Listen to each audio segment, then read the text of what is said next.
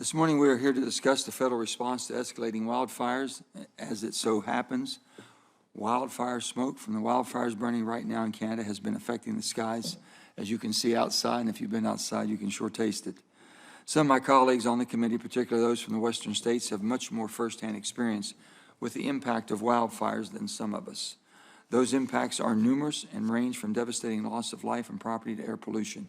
For example, the Government Accountability Office recently reported that smoke from U.S. wildfires now makes up 30% of the United States emission of particulates. And things aren't improving. In fact, in the last 2 decades, the top 4 largest wildfires in human history have occurred in both the northern and southern hemisphere. In the U.S., more than half of the most destructive wildfires in our history have occurred since 2018. Also, the acres burned annually have doubled in the past 30 years and are forecast to double again in the next 30 years. Our committee has discussed at length the impacts of climate conditions and past mismanagement of forest that has ushered in a new era of fuels and wildfires. We've essentially created a perfect storm, and as a result have witnessed an increase in the occurrence of megafires, with communities across the West suffering from tragic loss of life and property. While agency leaders have talked about correcting this course for some time, it unfortunately seems that with each passing year we continue to slip further behind. Because most of our committee members are now intimately familiar with the causes and impacts of wildfires, we're going to spend much of our time this morning focusing on the firefighter workforce. As we are at the beginning of fire season for a large part of the U.S., let me first take a moment to thank all of the federal wildland firefighters for their service. These men and women bravely serve our country day in and day out, working long, grueling hours in a dangerous job. Despite the risk, they choose to continue to serve, and we all owe them a debt of gratitude and our support.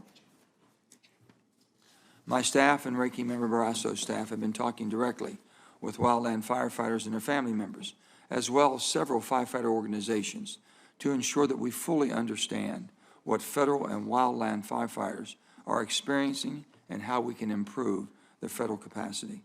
We are particularly grateful to the grassroots wildland firefighters and the National Federation of Federal Employees for working with us to ensure that we understand the issues permeating the workforce as well as the pros and cons of potential solutions.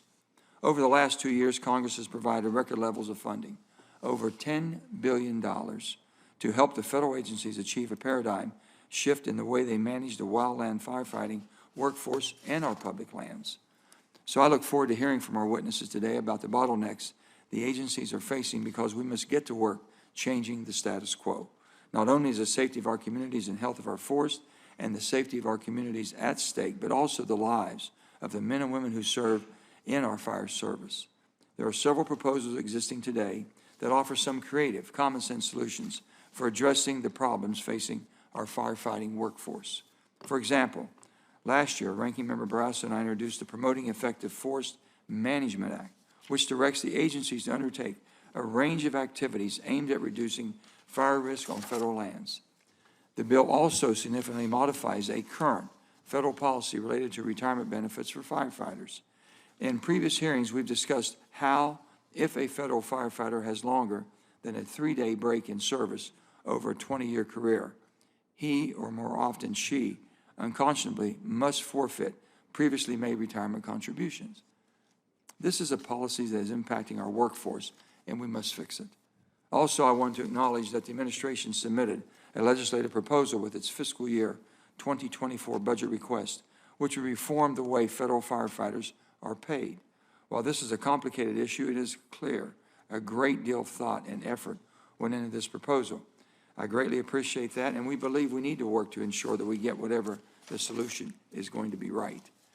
I am sure we will discuss both of these in more detail this morning as our committee looks at ways to increase retention in our shrinking wildland firefighting workforce. I want to thank our witnesses for being here today, and I look forward to hearing your perspectives on the situation that we find ourselves in with wildfires and our firefighters, as well as your perspectives on the potential solutions that we need. With that, I'm going to turn it over to Ranking Member